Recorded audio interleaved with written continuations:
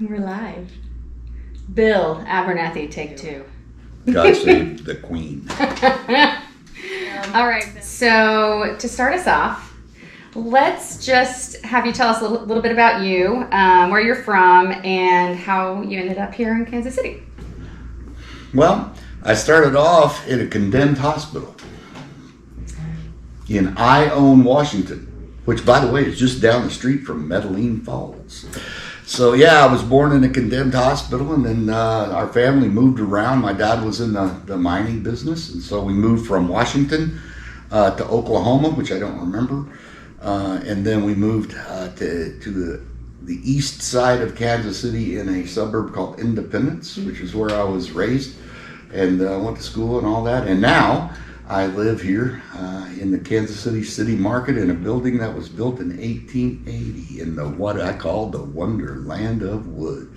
So, yeah, raised my kids. They got done with school and, had a 43 and a half year corporate career that was pretty successful, for a guy that's, just a guy, and got to travel all over the world, do a lot of really cool things, met a lot of really cool people, ate some really good food, drank some really good beer.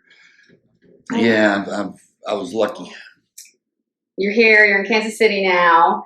You've been doing music for a while, and we're just wondering, what's your latest project? Well, I have a new project that's out that we call Who Are You, Who Am I?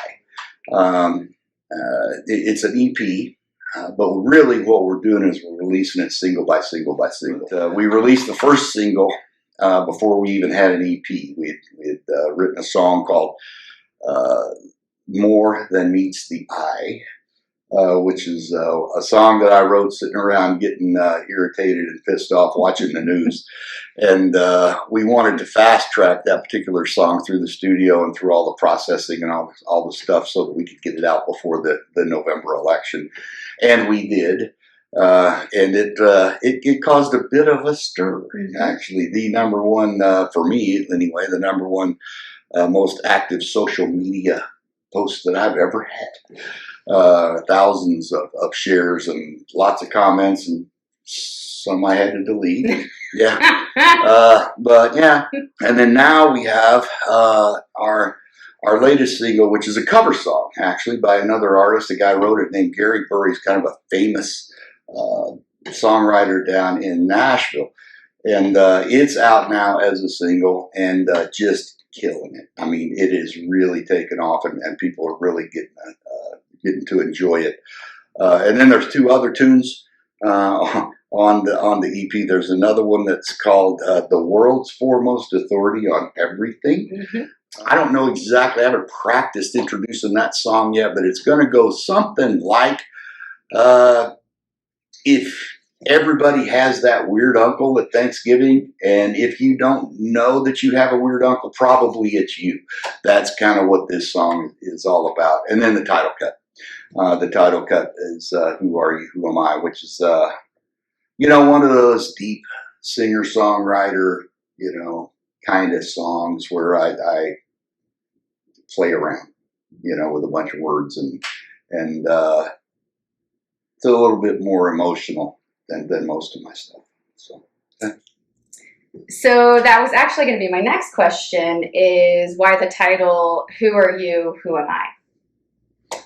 It's kind of a bit of a story, actually. So I have stuff, right? I mean, I think that you can see a bit of it on the camera. I have lots of statues and lots of artwork, and obviously a few guitars, and Yoda sits over in the corner.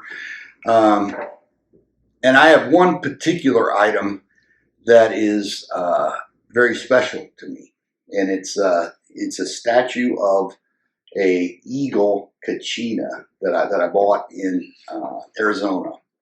And I was sitting here one day just looking at it because he's from like the 60s, very intricate, very cool. And I'm looking at it and I'm going, I wonder what all he's seen.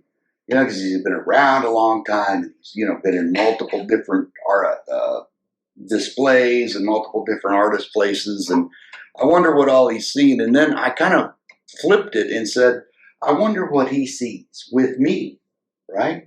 What is he seeing with me? Who are you? Who am I? So that's kind of where the concept came from. Mm-hmm. But then I kind of went a completely different way. So I have had a dream since I was as long as I can remember, since I was a kid. Okay, and the dream is of I call it a muse. Some people would call it an angel or a visitor, or whatever. I call it a muse, and the dream is the muse kind of beckoning me to go with her, right, Mm-hmm. to some place. Well, I don't know who she is, and I don't know if she knows who I am, right? But the dream evolves over time. Now, this is over, many years. I didn't get my gray hair out of a bottle, so I've been around a while, right? Mm-hmm. So over many, many, many years, and finally, I got to the point in the dream where I went with her, and she took me to this house, and in this house were all these like holographic movies of me, different pieces of my life. And as I watched these movies, I realized that each one of those was a episode in my life that generated a lot of emotion. And, I'm a guy. Guys don't really do emotion well. We like to compartmentalize it, get it over here out of the way, because that's kind of dirty and we really don't want to mess with that. So evidently this is my way of compartmentalizing those emotions. But I think that the fact that she is in that dream and I don't know who she is, I can't really see her face. And the fact that she took me to all these different places where I learned more and more and more about me, and how I feel about certain things and why I feel about certain things, yeah. So I kind of took I'm talking to my ego man and decided, let's just roll that right into the dream. And the longer that I worked on the song, the more clear that it became what that journey was that she was taking me on. And at the end of the day, who is she? Maybe she's just music, because music is where emotions live for me. So maybe that's who she is. I don't know. But this is a recurring dream. I've had it my whole life. Interestingly enough, once we recorded Who Are You, Who Am I? I've not had it since. So maybe she did her job. And maybe it just took me 50 some odd years to figure it out. Maybe I'm just not that bright. But yeah, there you go. Okay, so we can't help but notice all the guitars on the wall. So, do you have a favorite guitar? And if you do, which one and why? Yeah, that's like asking if you have a favorite kid, right? Each one is different, and each one has a story behind it. There's Blondie, the one that's kind of up over there. That was actually a guitar that I wanted forever. It was built in 1988, and I saw it. I was actually in Seattle at a softball tournament. There's a shocker. In 1988, and I saw it. I didn't have enough money to buy it, and so I just let it go and figured I'd find another one. We'll come to find out I couldn't. That one, the kids bought for me for Father's Day. They found it and bought it for me on Father's Day. So that one's pretty special. The dude. This one, my 1974 Guild F512, that's for all you guitar geeks, F5 12 string, which is the 12 string that you want to have. Just done. There's a million of them. That's the one you want. He's special. I think that he just really reaches out and touches you when you play him. And that's why I call him the dude, because the dude abides, right? But my favorite, the one that comes off the wall first, when I'm going to start practicing or if I'm going to write something or whatever, is this one, the one in the middle. He's 1980, and he is one of what I call my mutant guitars. As a matter of fact, that's his name, the Mutant or El Mutante. But he comes off the wall first. He's a 9-string. 9-string guitar, which is a really different configuration for guitars. It's a very rare that those have, and he's got a very unique sound, and he is as versatile of a guitar as I've ever met in my life. He can do pretty. I can bang on him if I have to. Yeah, and we've been around the world together. I mean, he's been my travel partner for a long, long, long time. And so, yeah, I don't know that he's my favorite, but he's the first one off the wall. Gotcha. Yeah. This is going to be a hard one. Which song on your EP is your favorite and why? Which one of your hairs is your favorite? Huh? You know, that's really hard to say because it depends on the mood that you're in, you know. So when I write these songs, it's not like I wake up on a Tuesday and say, let's write a song. You know, they all come from some element of inspiration, right? And so it depends on the day, you know, and what that is. I mean, I love Gary Burr's song, 1,000 Wild Horses. I mean, it is just spectacular. I laugh when I listen to the world's foremost authority on everything, you know. I still get a little bit fired up, you know, when I listen to my thoughts and what I put together on More Than Meets the Eye, you know. But then I listen to Who Are You, Who Am I, you know, and it's really in what I call my wheelhouse. It's very acoustic. It's got beautiful 12-string music behind it. I think that the lyrics are probably as good, if not better, than any lyrics that I've written. My sister, the Shrink, tells me that they are the deepest lyrics that I've ever written, and she claims that it expresses that I am the most hidden emotionally person she's ever met. She's a shrink. That's what she gets paid to do. So, yeah, so it depends on the mood. But today, right now, I would have to say it's the Who Are You, Who Am I song. Only because I listened to it this morning, you know. So. Okay, so, hi, y'all. Hi, Lori. How are you? Great. So I'm going to take over some questions here. So I want you to tell me a little bit about when you first learned how to play the guitar and how did it make you feel? Yeah, so when I was little, I learned how to play the piano a little bit. You know, I took some piano lessons and all that. And you know, the piano, particularly if you're not very good, which I wasn't, right, is very mechanical. It's a very mechanical, you know, instrument. I didn't think that I could get much feel out of a piano. Now, obviously, you know, you got the greatest piano players ever. They can, clearly, you know. But at that age, I couldn't get a lot of feeling out. And then I got that guitar underneath the Christmas tree, the silver tone from Sears, and sat down and started plunking around on it, and it just felt right. You know, it just felt like I could generate the right sounds. I could generate the right feel. It was fun to sit down and play. And of course, you know, back in those days, right, everybody's trying to sound like whoever, you know. And so, you know, you imitate Hendrix or you imitate Dylan or you imitate, you know, whoever, Neil Young, right? And the guitar just always felt right to me. And that's why I stuck with it, I guess. Yeah. So if you were born in 2000, you'd be 21 right now.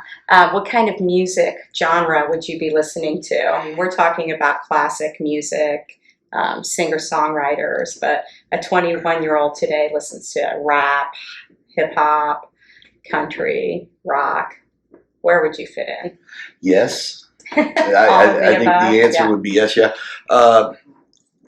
From the time that I was young, right, I have always been fascinated by lyrics. You know, what does the artist have to say? They say it in different ways, right? It might be a rap guy or hip hop or, you know, whatever. But they say it in different ways. They find a way to say what they want to say. And people find this fascinating because, you know, I'm just an old, you know, gray-haired cat, you know, that plays an acoustic guitar, tells a few stories, right? But I have spent an appreciable amount of time reading Tupac lyrics because he's very deep and he has things to say. Now, I'm not going to spend a whole lot of time probably delving into the depths of Save a Horse, Ride a Cowboy. I'm probably not going to do that, right? Probably a good idea. Yeah, but when you look at the lyrics and what the artist has to say, that's really what music is to me. You know, if you want to make it hip hop or you know EVM or whatever, I don't really care. You know, there were some folks working here in the loft the other day, and then they're younger, and they were cleaning. I finally got done with all the construction, and so they came in to do the final big cleanup, right? And I was getting ready to leave, and he said, "Hey man, can you put on some hip hop for me?" And he was surprised to find that I actually had that on my favorites. Because you can't lose touch, with what's going on. I'm not going to play hip hop, and I'm certainly not going to rap. But you got to listen a little bit, stay in touch. Stay in touch with it. Describe to me how it feels when you finish a song that you know is really good. One thing I like about you, you're always asking how I feel.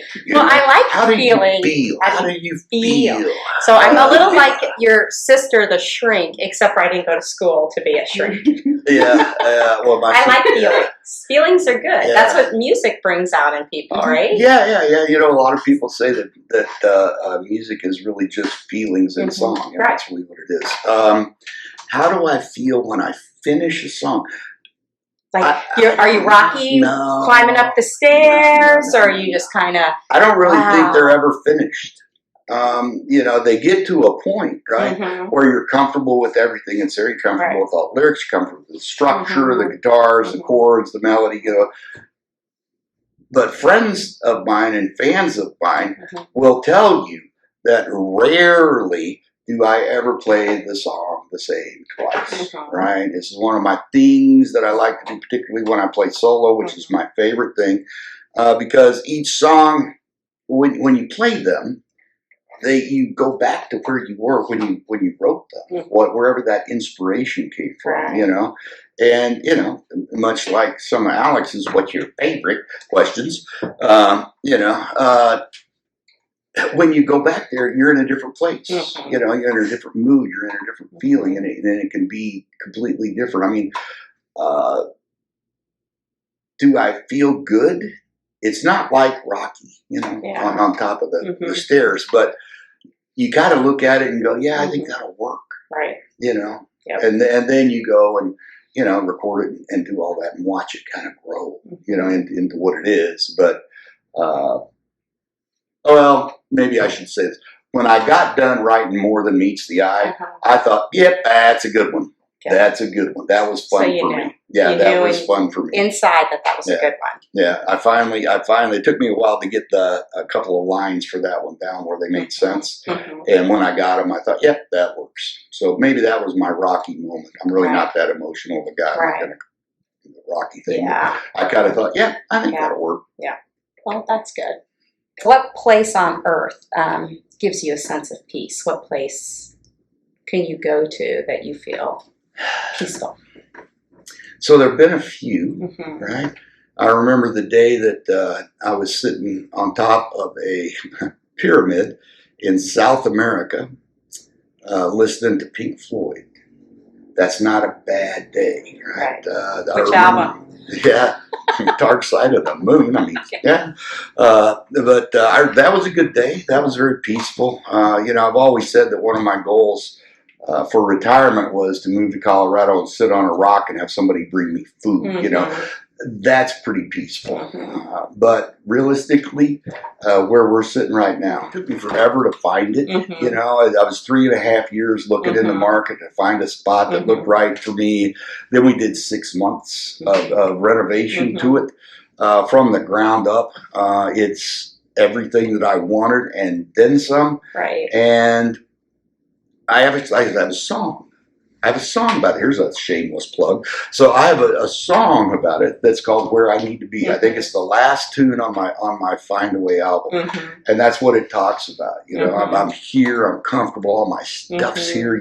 I really am right where I need to be, and this is it. I'm pretty peaceful here. Based on previous interviews and the song "You Can't Go Back," you don't like to look back and have any regrets, but you must have one. It depends on how you really want to define regret, right? So I kind of live the I don't do regrets thing, because I think regret is a situation that you were in or a situation you were involved in that you didn't get anything out of. I think that everything that happens to you in life is a lesson. And sometimes you choose to not learn. You know, you get hard-headed and stupid. Been there, done that, right? And you choose to not learn from that, and that's where a regret comes from. You know, sometimes you make decisions that are really not the best because you made them for the wrong reason. You know, the emotional decision or whatever. I once sold a guitar to a guy that I would like to have back. But I don't call it a regret because I will find that guitar someday and I will buy it back. And I certainly would never sell another one. Right. But yeah, maybe I regret that a bit, you know, but again, I think that regret is a situation in your life that you didn't learn from, that you didn't take the message away, that you didn't learn from whatever it is you messed up. And so then have a regret. You know, it's kind of like if you hit a bad tee shot. You know, you play golf? I really don't. Okay, yeah. Well, if you hit a bad tee shot, right, you can stand on the tee box and you can curse yourself, and you can do the if, and, or, but, then, you know, and you could get all stressed out about it, or you could say, oops, screwed the pooch on that one. I got to go hit another one. Let me get my mind right. And so that's kind of my way. Yeah. So, on a different topic, what's the greatest folk song ever written and why? Oh, so I've given this some thought. Have you? I have, yeah, I have. So many great folk songs, you know. But when you think about what I consider to be folk music, right? Folk music is really the voice of the people. You know, folk music has always been a way for folks to say things that maybe they couldn't say any other way, you know. And I think it's timeless. You know, so many great artists. I mean, we can go on and on and on, right? We could. But when I think about the greatest folk song ever, you know, you have to kind of put it in perspective of where we are, right, today. Yeah. And if you can find a better folk song than Blowing in the Wind, I'll buy dinner. You know, so the answer, my friend, is blown. I mean, how many? Just the lyrics are so relevant to what's going on today, and they make you think. You know, and you know, that's one thing about a Dylan song, right? I always like to tell people that you could put a Dylan on people. You know what that is? So when you listen to a Dylan song for the very first time, right?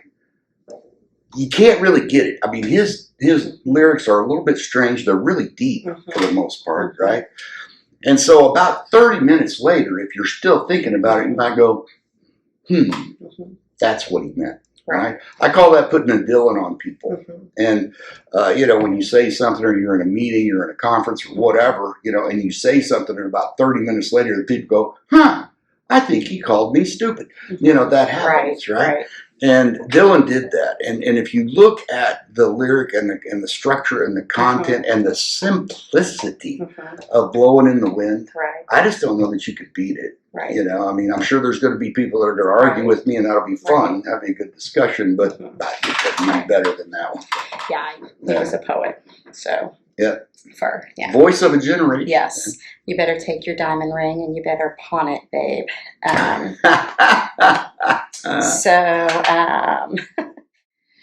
If you could play at any venue in the United States, where would that be? Red Rocks. Red Rocks in Colorado, without question. It's been a dream. It's been a dream of mine. And I had a chance to do it, and I was going to go do it, and then, you know, we all decided it was best to stay home for a year, you know, with our friend Miss COVID.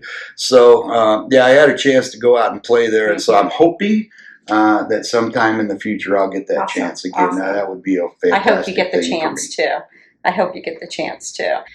Okay, here's your last question. Is there anything else we need to know about Bill? Yeah, well, I'm pretty excited about where I am right now. You know, I've been out of the corporate gig now since last November. I've accomplished all of the things, you know, I think pre-retirement, you know, you come up with a list, right? And I've got to do this and this and this and this. And I'm that guy, unfortunately, you know, I'm a lister. And so I have all those done. All of that is completed. And now, we've got the new EP out, and I'm excited about that to see how that works. We've got you guys are working with us now, so I'm kind of excited to see what We're happens excited there. too. With the radio promo stuff for this is taking off like a rocket, and the rest of the promo stuff that comes along with it is doing great. Michael and MTS management, and so we'll see. I've got some feelers out. I'd like to go do another tour where I wouldn't have to compress everything like I did the first time in 2020. I'd like to be able to take a chill tour and play maybe a couple of shows a week and really not have to hurry and rush around. That would be cool. One thing I can guarantee you, I won't regret it. That's a great way to end.